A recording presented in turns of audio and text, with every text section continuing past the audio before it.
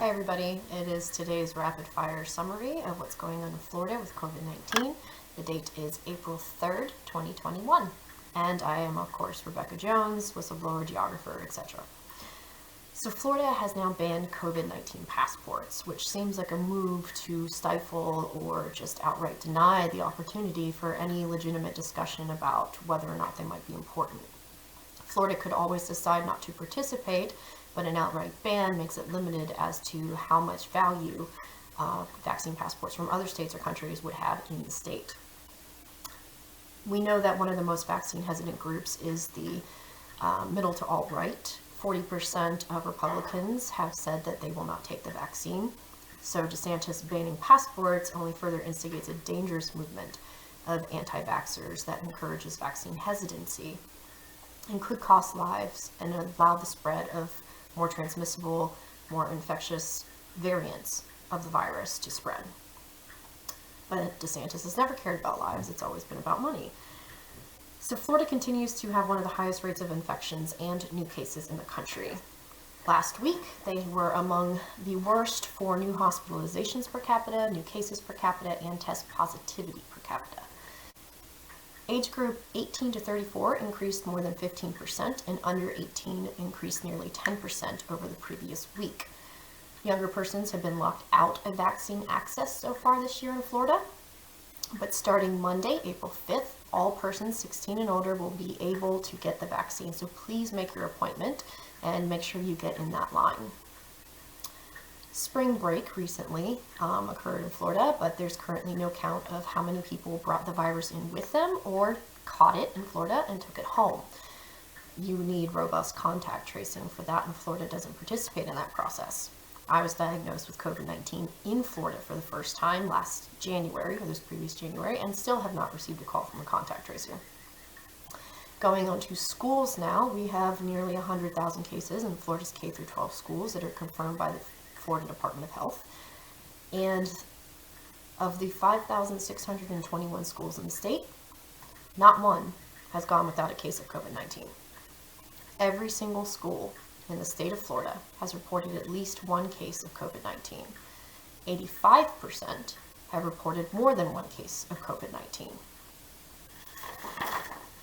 There's also been a lot of interest lately in an article that was published in the Journal of Public Health that discussed the issue of underreporting of deaths in the state of Florida, determining that 4,924 deaths should have been attributed to COVID-19, but were instead contributed to a comorbidity, which removed them from the death count in the state.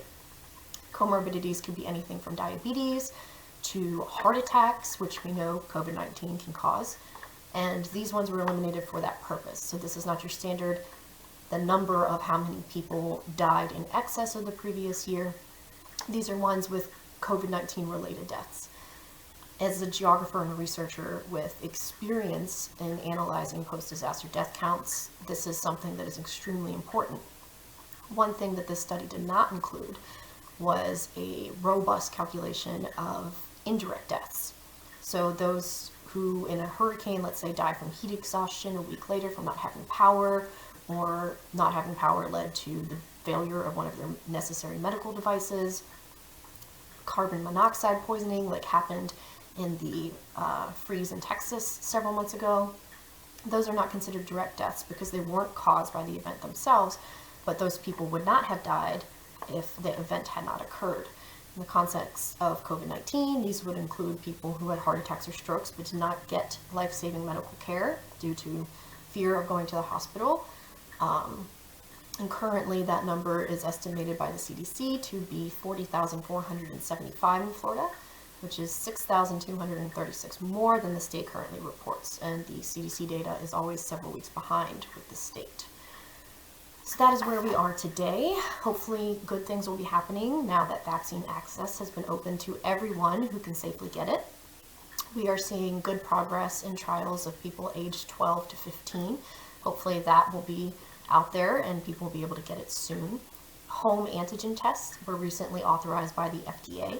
So if you cannot make the time to go repeatedly to the clinic or a testing location, you can test at home. Those should be on the market within the next few weeks. And we encourage everyone to test, and if you have a positive, please report it to your county health department, because otherwise we may be underestimating the extent of the virus and won't be able to anticipate additional hospitalizations, which could put strain on our hospital system. So that is it. Thank you guys. Stay safe, stay 6 feet apart, wear a mask, and please get vaccinated. Thanks.